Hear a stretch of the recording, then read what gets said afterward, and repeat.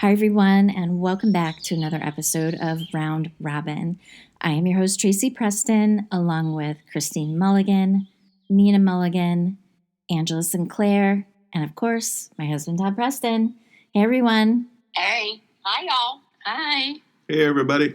So, in today's episode, we are going to be discussing the Robesons. So I'm not going to lead off like I normally do, just because everything about the Robesons we've already kind of talked about. So we're just going to kind of get into it, and I'm going to do a quick little recap on the Robesons. So the Robesons were a family where Dick Robeson owned an advertising agency. He had hired Joe Scalaro. Joe was kind of a smooth-talking, thieving kind of a guy, but Dick trusted him completely. The Robesons went up to their cabin up in Goodhart, where they were all massacred, and to this day it's still not solved, but my money is on Scalaro. Who do you guys think had the Robesons murdered? Do you think it was Joe, or do you think it could have been just some complete maniac? I think it was Joe. I think it was definitely Joe. There was a lot of greed involved, a lot of jealousy. Okay. I mean, there's definitely motive there. Well, why did he kill himself if he didn't do it? That's my thought too.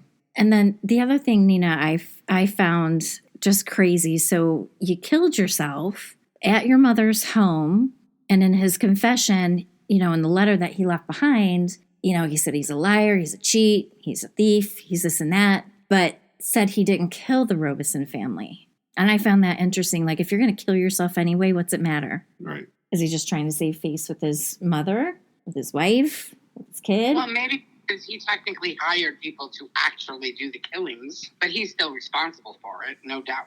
Yeah, so if we think about the night that they were murdered, right? There were the 2 shots that came in through the window, but then they answered the door for somebody. So I'm with you, Christine. I think he hired a couple guys. But I don't know, who was he opening the door to? That's what I wonder. I mean, if a couple of shots just came in through your window, would you open a door? Or maybe they went to run out the door. It could be too. Maybe. I found some pretty cool stuff on it. They were actually getting ready to charge him with the murder. Mm-hmm. On Wikipedia, they were talking about it, that I believe it was Oakland County. They had decided to go ahead and charge him with it, and that's why he committed suicide. And they found a bloody, shoe print, and the shoe print matched his shoes perfectly. And I thought this was really interesting. They said that it had never been worn before, right? But they said that he had 2 of everything. He would always buy 2 of everything. He bought pairs of shoes, suits, etc., etc. So I kind of thought that was interesting, but it did say that they were going to charge him with it right before he committed suicide. Yeah, that's right. Thank you for reminding me about that, Angela. You're absolutely right, because they were ready. And so I guess to save himself the embarrassment, he killed himself. But, right to the very end, he's still not going to give it up. And I find that crazy. Where did they find the shoe print? So that was in the cabin? Yeah, it was in the cabin. I watched, it was just released last year. Within the last couple of years, they did a little article on YouTube or whatever, where they talked to the prosecuting attorney that was there that day, and then they showed a picture of the footprint, and it was inside the cabin. And he was like, he did it, but they didn't have enough physical evidence that the county that it happened in, I can't remember what the county that it happened in, but they didn't have enough in the funds to do it. So when Oakland picked it up, I think it's Oakland, when they picked it up, they decided to go ahead and prosecute even without all of that. Oh, that's pretty amazing. I'm going to have to find that on YouTube. I'd like to see that. I can send you a link. Yeah, that would be super great. And yeah, if you send me the link, then what I can do is I can also put that link in the show notes. So if anybody wants to watch it, I can't believe they haven't made a movie about this freaking story. Right. Me either. I mean, wow, what a great movie that would be. There's no ending. How would they make a movie? They have no ending. Sure. Just leave a cliffhanger at the end of a movie. They make movies like that all the time. Yeah. I mean, you got the whole story, but hey, the ending could be ending it, well, like kind of like in the book, like how he murdered himself, well, committed suicide. He didn't murder himself. Right? But, and then it could, because it's still an open case and it will forevermore stay open because I truly feel that it was him. I mean, he was taking all that money and there were just so many circumstances in the story. The inmate who came forward and he was talking about the suitcase, the briefcase, seeing the emblem, the insignia, the initials of the family. Mm-hmm. How else would anybody know how to get up there? And why would someone have this briefcase? Or why would someone have his wife's, Dick Robison's wife's luggage tag that was found like, an abandoned car alongside the highway? I mean, that's motive, all the money that he took. But the brutality of murdering all the children and everything like that, I just have such a hard time wrapping my head around. Yeah.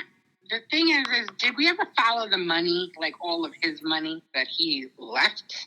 I mean, just the house that they got murdered in, like who stood to gain all of that with their demise? Joe. Joe did. He bought the company or Mm-hmm. basically took it over, was in it for like $3,000 or $5,000 or something like that. Yeah, he ended up buying the company, but The thing is, I think so. company, that's not the Robison's personal estate. So who ended up getting the estate of the Robisons? Their house up on the lake and also their house that they lived in, all of the things that they had, like who stood to gain? I don't think we ever touched on that, did we? the cottage up at Goodhart, that was never lived in again. And it was actually torn down. So the woman that had contacted me about the Robison story lived up in that area. Her family, like they've had a cottage up there forever, and they knew someone that was kind of involved a little bit on the side of the law. That's why it's very interesting to her. Like she knows the story. She was up in that area, and the house, they tore it down. And I think what I remember she told me was that like the concrete pad was still there for a while and like the fireplace, but all that's completely gone. So that's a wash. That's gone. But as far as their home down in Oakland County, because they lived in a really nice area, I don't ever know what happened to that. I don't know if the mom, who knows if these people even had a will? They were in their 40s. It would have been smart to have one, but maybe they didn't. Maybe it just went to the state or up for auction or... Well, I think that's why it probably wasn't something random, and they had to kill the kids because if the kids were left alive, they would identify them. And the only person that would have been worried about that would have been what was his name again? Jeff. The accountant or whatever. He was already being investigated for embezzlement, which is why he needed to get rid of him in the first place. The accountant or Joe? The accountant. Whoever the Scalaro guy is or whatever. Yeah, that's Joe Scalaro. But he wasn't the accountant. He was the partner. You're right. Yeah.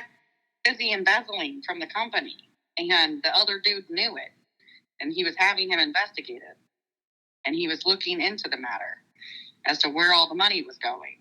He was embezzling already. That's what I read. So he had to get rid of the guy. Well, you know what? And that reminds me of Christine's take on it, too. Remember, Christine, you were saying that the accountant had to have been in it with Joe? Yeah, I was just thinking that when she was talking. I was like, oh, yeah, what about the accountant? Like, he had to know everything because he was the one fudging crap. So where is he in all this? He didn't commit suicide. Or like you like to say, murder himself. I kind of like the murder himself. I don't... What happened to him? Where's he at these days? Is he living large? Driving around in a yacht? I have no idea. I don't know what he's doing.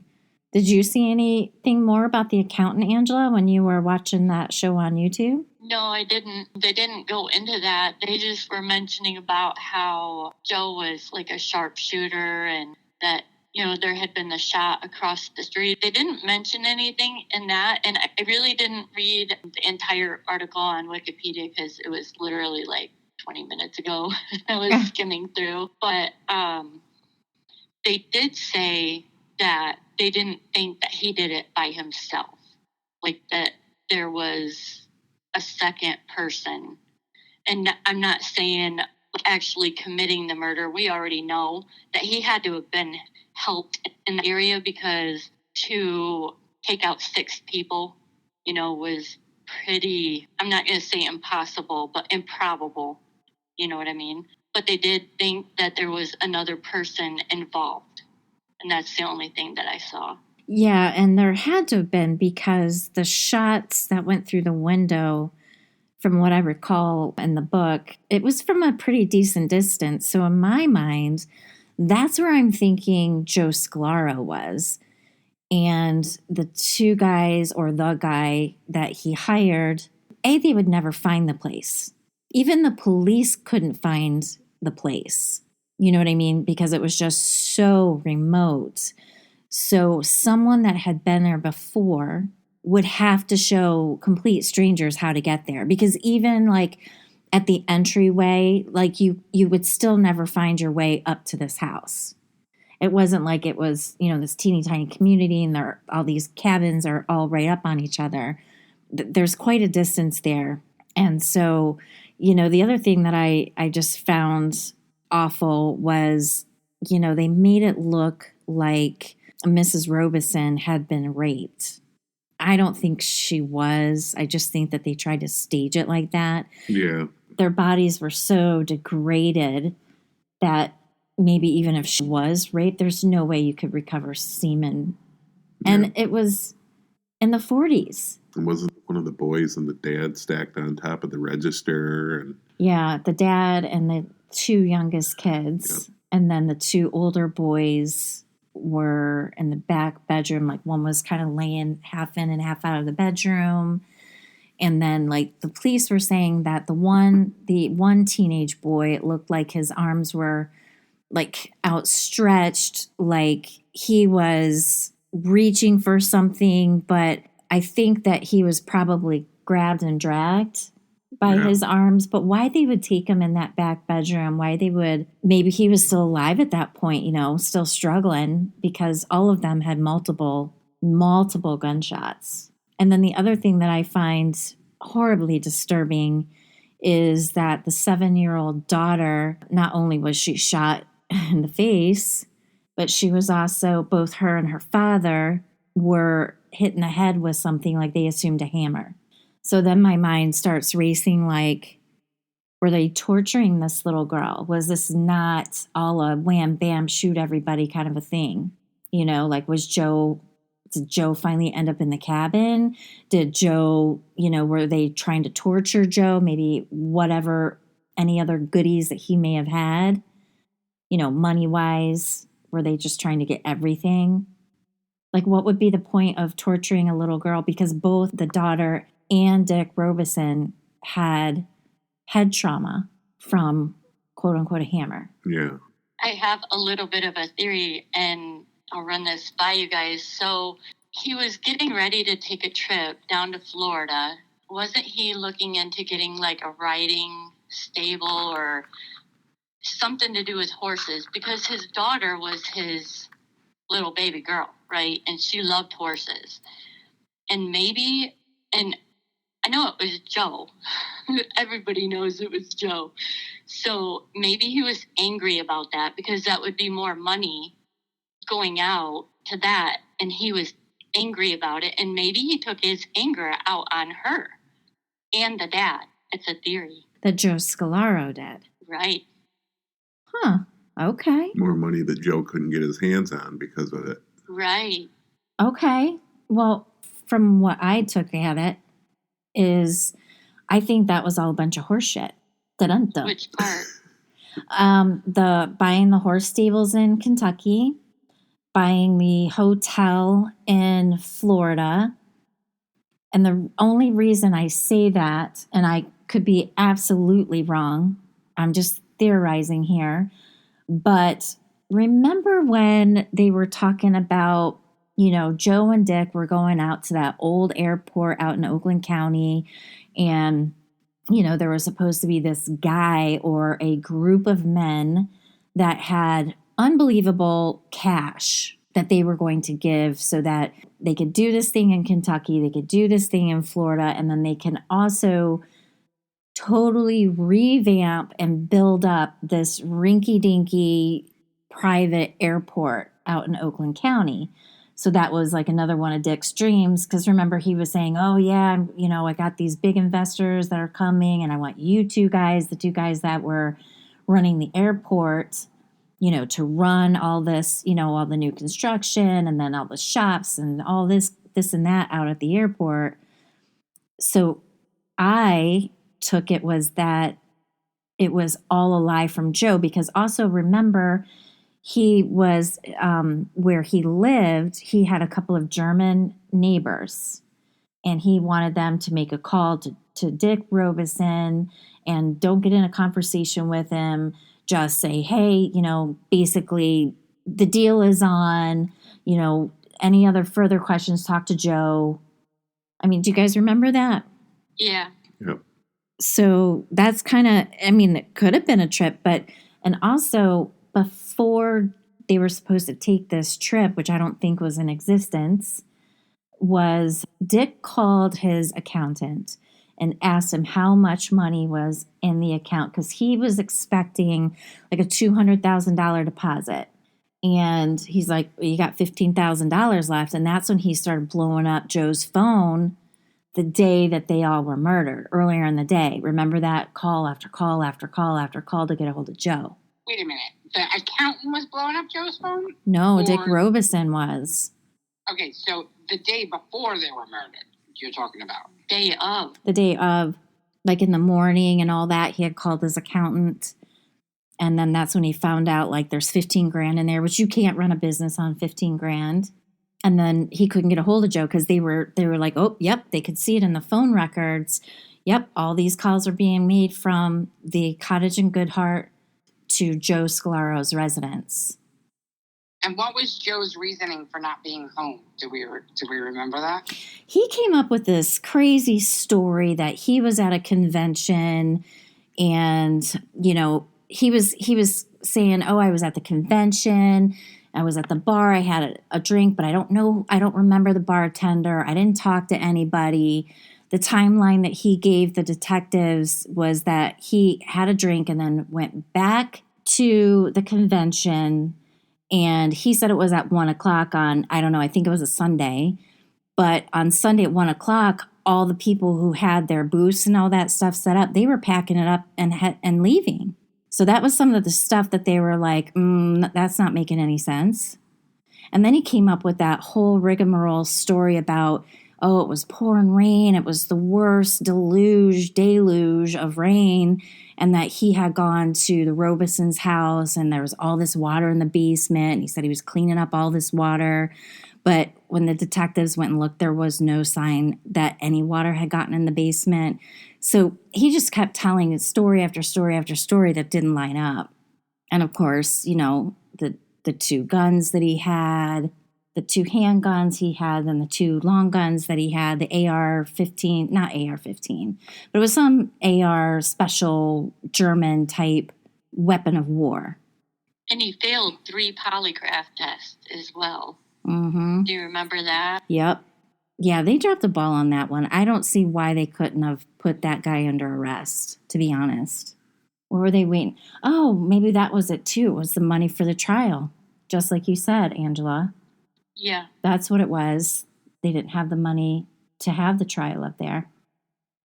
And also, I think it was the prosecuting attorney didn't really, I don't think he really had that much experience as well. Because he's like, nope, go back and get more. Nope, go back and get more. It's like, well, how much more you want? Well, how much was he getting? Maybe he was getting paid to slow down the process, make it not happen. Yeah, maybe that's where some of their money went. Could have been. Because you know how it goes. Pay the cops, pay the judges, pay the attorneys. Technically, he didn't do anything illegal. Well, good for unless them. there's a paper trail, but... No, it was the late 40s. What kind of paper trail were they keeping? Well, bribery is illegal, Todd. Well, yes, it is when you find it. And was her ring missing? Yes. That big hunk of diamond. It was just a horrible, sad. It's just so crazy sad. I mean, when was the last time you ever heard of an entire family being massacred? Besides up in Amityville. What other ones? Do you know of any? I heard of one today, and I can't remember the name. I took a screenshot of it, though. Was it in Michigan? Yeah. Girl! We need that one. Yep. The Bowles family. Boles. 10-year-old boy, 14-year-old boy, mother, father, and dog found executed. Oh my goodness. Where was that in Michigan? I'm not really sure. I was going to look it up. They were on a vacation in the cabin. No I way. found it on that YouTube video that I watched. Oh, wow. Interesting. So when did that happen and when did the Robesons happen? Perhaps we have a serial killer that went mental and liked to do mass murders. Are they within a 5-year time frame of each other? That would be hella interesting. Accused of shooting Mary Bowles, Robert Bowles, 2019, Christine. Actually, we had a fan contact us about this story. We did? Yeah. When? And she wanted to remain anonymous because she's friends with the family. Oh, no. That was in Lansing. That's not the last name. I'm not going to say the last name because I don't want to get that out there right now. Wow, thank you, Angela. Yeah. Nice. So it looks like it was in December 2019. That's a long time away from the other one. Yeah. Yeah. Yep. Way too far out. But wouldn't that have been a twisty? Yeah, that would have been crazy. Here we are all like, oh, Joe did it. And then lo and behold, it's a perfect crime. Maybe that professor from our other story should have took a few notes. Yeah. Joe was definitely shady, but perhaps he was just money hungry and laundering stuff. But the accountant definitely had to have something to do with it, especially if Joe was involved in any way, shape, or form. And then you have to kind of really, I mean, come on. There was definitely some hired hands here. And the hired hands probably took liberty with taking stuff from the house, like, Mrs. Robeson's ring. And there had to be more than one shooter and more than one attacker, because just the way some of the bodies were like dragged around the house, so there were definitely more than one person in that house when this atrocity was happening. Joe was definitely not home where he belonged, where his phone racked him out for not being there. His story is very hinky, so he was most likely there, but the accountant was well versed in what was going on. And then what about the other people that helped him? Like, they just got away with it. Yep, they took the money and ran. Mm-hmm. Yeah. Yeah, they sure did. And criminals don't usually just do one crime and forget about it. So these guys went and did some other stuff along the way in their lifetime, for sure. Mm-hmm. So it's unfortunate. It's unfortunate that nobody was held accountable. It's unfortunate that at that time, the cops and the DA did not have their shit together. They couldn't deal with this kind of crime in their sleepy lakeside town. It's just a shame. It's a shame all around. It's heartbreaking for the family, outside of them. Like her mother, wasn't it her mother that was the one that was calling for her and everything, right? Yeah, it was. Her mom had that intuition right off the bat. Remember that? Yeah. I think I have a better theory about how the girl gets injured. And I think if that was Daddy's little girl and he was being attacked by, someone with a hammer, I can see maybe this little girl jumping into the middle of the action. So maybe it wasn't that they were tortured, but maybe she was trying to, help her father in that moment and subsequently got injured in the same manner that he did. I can see that. Yep. I mean, I kind of like that better. I know the ending still sucks, but yeah, maybe they weren't tortured. Or the case where she was tortured right in front of him in order to get more information, knowing that he had such a close relationship with his little girl. Another good point. And back in that day, organized crime was a thing, and there were a few really bad apples in organized crime, especially the hitman fellas. Maybe this guy just did business with the wrong person, and the hitman went a little too far. Maybe it really had nothing to do with Joe. I mean, there's so many what ifs in this. It's ridiculous. Well, and I think Joe kind of fancied himself as kind of like a gangster, living beyond his means. And see, that was the other problem with Joe, too, is that he borrowed money from everyone. He made bad investments or just blew the money. Yeah. And I don't even know on what. And he was overpaying himself because he was writing the checks. Right. So where in the heck did all his money go? Right. Because it sounded like Dick Robeson was doing well. He was making a lot of money. And then I think when Joe came along, he's like, oh my gosh, Joe's got this handled. He's, an Army veteran. He was in the special operations unit, like intercepting. Remember, he was doing Morse code and all that kind of stuff. And so I think he had a lot of great respect for that. And he's like, oh, and plus you went to Harvard, but it was only for like a minute. Like he never. Maybe he was into drugs. Maybe it all went up his nose. Could have been. Was coke a big thing in the 40s? I don't even know.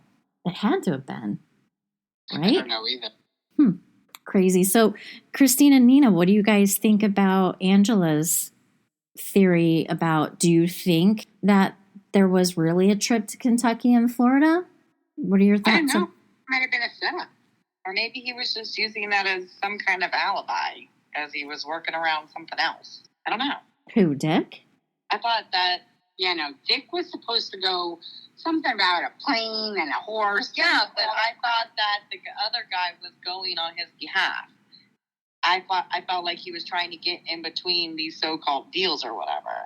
Yeah, and then striking deals with other people, taking other people's money, and just like not doing the work, not doing the business. Yeah, I think Joe was setting it up so nobody was going to miss him for a while. Mm-hmm. It up so the whole Robeson family would disappear for a while, and they'd be out of the cabin, and nobody would know they were all dead. Right. I think it was a trap. It was like a mousetrap. He played a little game of mousetrap, and the Robesons all went to the trap, and they were getting ready. Dick Robeson was getting ready to go to the fictitious, where was it? Tennessee again? Where was it? Kentucky.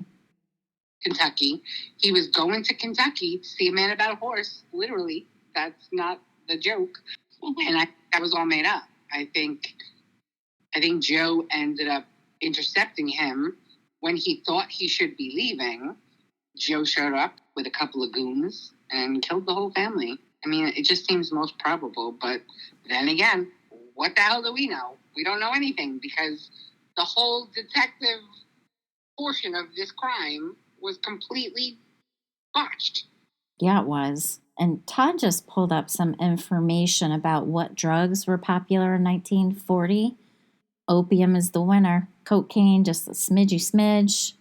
Heroin and opiates. Opium. Big time. Maybe he was into opium, Joe. Or heroin. Yeah. Well, opium does make a bitch go crazy. Indeed. Didn't they used to have like those big opium parties? Was it in, my brain wants to say it was in the East. Wasn't that a thing? Yeah, opium tents. Yeah. Yep. Like Chinese culture. Yeah. Yeah, it was a big problem. Mm-hmm. During the Victorian times too. What was that? Shoot, you could send away for its heroin in the Sears catalog, because back in the day, that sort of thing wasn't illegal until it became a problem. But I say heroin. I think that's what we would call it today, but it was like an equivalent to that, and you could send away from the Sears catalog to get your syringe kit, your little armband, and the drug, and you could just administer it. It helped you. I mean, we had housewives hooked on drugs for years, just doing that sort of thing. That's nuts. That's nuts. It's crazy. Pull out your Sears catalog. Literally, to be able to just send away for a tapeworm. If you wanted to lose weight, you swallow the tapeworm. This is Victorian times. This is how they lost weight. Yeah, you get sick from the tapeworm, you lose your weight, and then you go to the doctor, take a pill, have it expelled. Oh my God. What? You got an infection? You just need a blue jay to pick at it. Put a blue jay near your butt. Do you know what? Just envisioning eating a worm, a live worm, that's disgusting. Yeah. I would throw up. I wouldn't be able to keep it down. Because the corsets were real big. You had to be teeny tiny skinny. Yeah. Like I said, it's crazy. That's nuts. All right. Well, it's a short episode today, guys. All right. Well, I think we're going to wrap it up. Short episode today, guys. I hope you guys enjoyed it. And I hope hey, maybe you have a theory on, was it Joe or was it someone else? But anyway, thank you all for joining us today on Round Robin. We look forward to seeing you back on Malice Monday. So have a great week, everyone. Bye. Bye. Bye. Adios.